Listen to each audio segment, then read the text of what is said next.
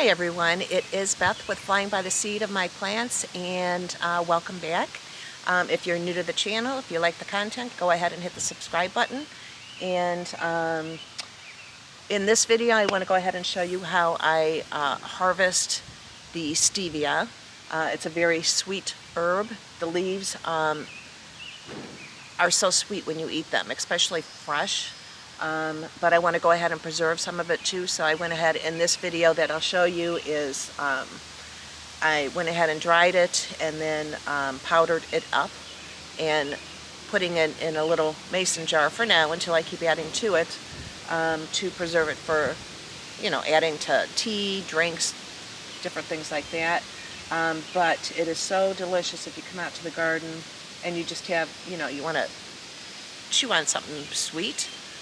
The leaves. The leaves are totally delicious.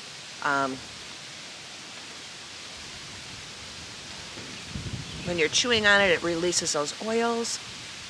It's like 200 times sweeter than sugar. So in this one, I'm doing the drying of the leaves. And an important thing to know about stevia is you want to keep it pruned. This causes the branches to branch out so you get more. The other thing is you don't want it to go to flower. Once your stevia goes to flower on that one plant, it will actually make the leaves go bitter. So by pruning it, you're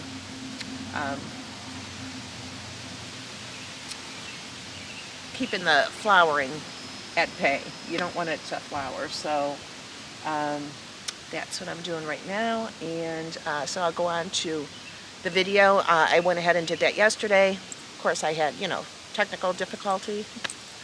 So it's done kind of like in bits and pieces. But anyhow, I'll go ahead and show you the video and how I harvest it, drying it, and powdering it up, and then I will come back. All right, thank you. Enjoy. Okay, here's this one here, and I'm going to cut it down to this point where there's growth coming out over here and there's more coming out on this side. And that's just going to cause it to bush out. There's another one right here.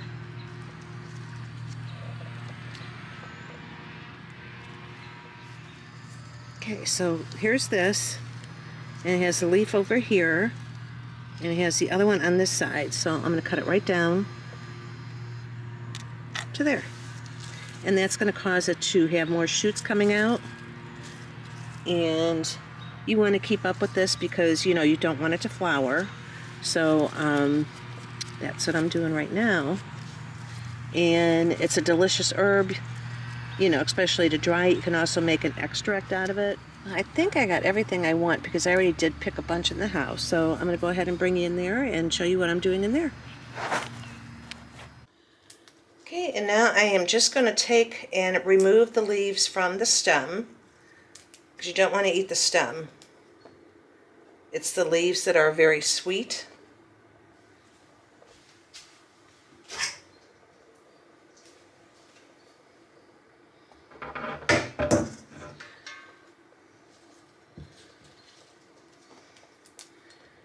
And I just right now have it on a cooling rack, you know, that you use for cooling off after you take cookies out of the oven. And then, of course, you're going to go through and, you know, if I see any, like, brown going on here on the leaves, I'm not going to save those. So, and that'll all go in my compost. I mean, anything that is vegetable or egg shells or anything like that that I don't use goes into the compost.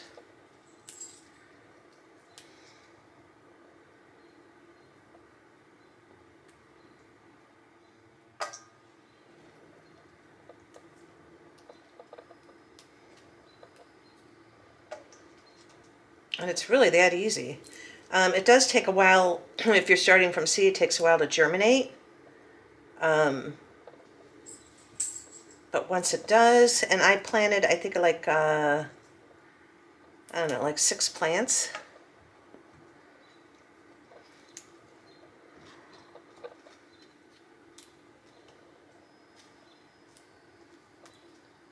And you just want to keep up on it because you want to make sure it doesn't go to flower, because then, you know, it gets real bitter, all the leaves. And you don't want to go through all that trouble of starting it and then it just goes bitter on you.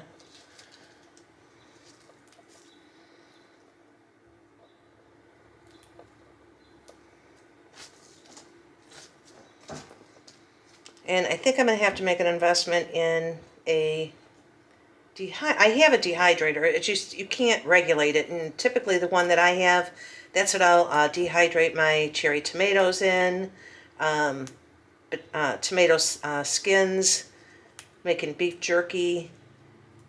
But anything that is delicate, like chamomile or the stevia leaves or the herbs, you want to be able to regulate that temperature. And I was looking on my oven and it just goes to low, so I'm not even going to put it in there. I'm just going to take these leaves off and let them dry on here.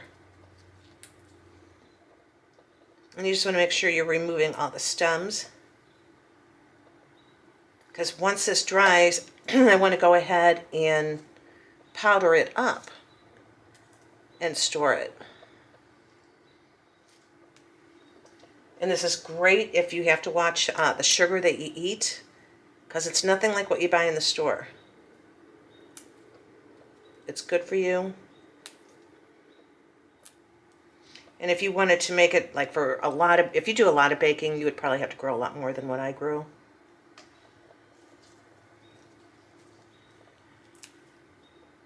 If you wanted it to last, you know, through winter.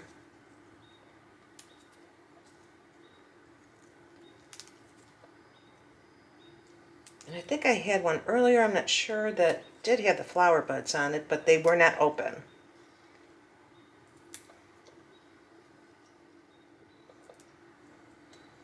And I'm just taking off, like if there's more stem like on the leaf, I'm just removing that.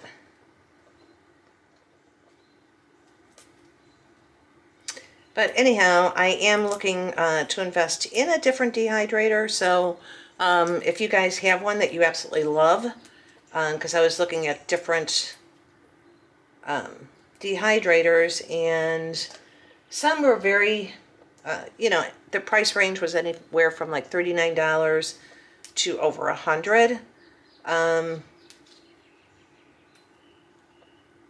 some had, most of them had all good reviews, but there was some things on there that, some bad reviews. So if you have one, you love it, you want to recommend one, I'd really appreciate it.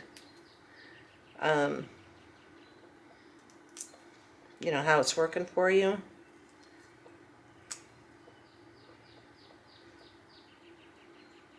And, you know, if there's any kind of brown on there, I'm not going to save that.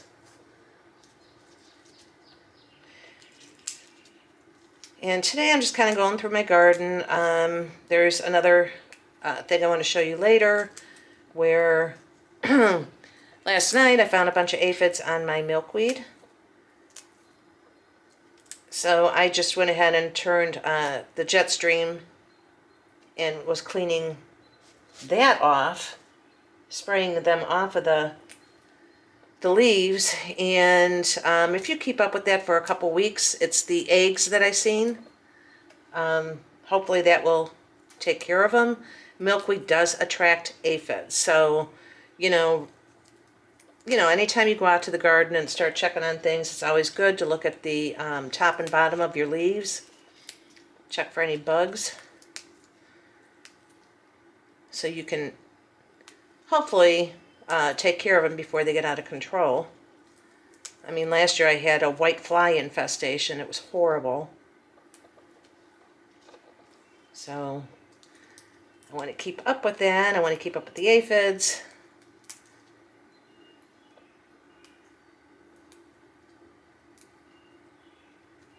And with our weather, we got over 3 inches of rain, which is totally freaking awesome. Everything out there is just growing so nice. And I think tomorrow we're supposed to get rain again. I have to double check, but and then I think after tomorrow it's I don't see any rain in the forecast for a while again. But we definitely needed it. The trees needed it. Just everything. So hopefully it doesn't dry up again like it did. And I know some of you probably are still praying for rain. I heard some people out there have gone like 7 weeks without rain. Ugh. And some are just getting too much rain. Okay, so pretty much almost done here. Definitely have to try this though. I mean, it's so delicious. And once you get past the germination, I think that's the hardest part because it takes so long.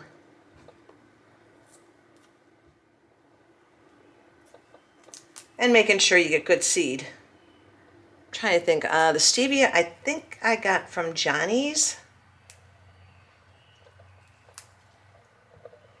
seeds.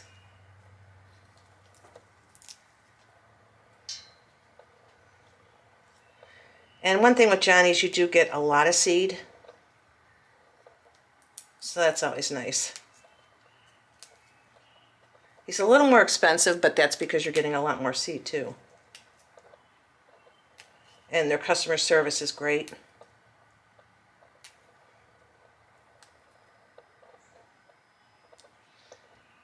Okay.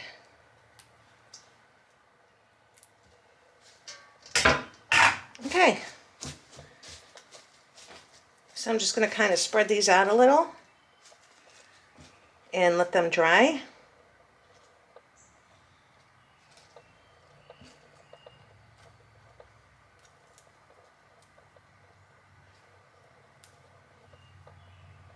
Actually, I'm going to take this towel and kind of press down on it for right now. Get any excess moisture out of there. And there you go. So that's what I have for today.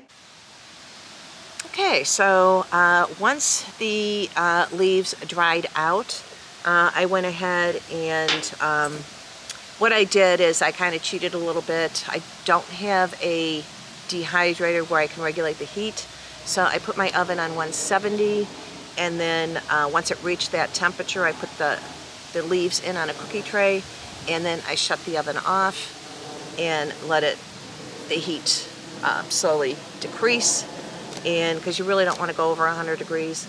And it sped it up probably in about 2 hours, and once it was really crispy where there's a crunch and all the moisture is out of it, that's when I went ahead and pulverized it.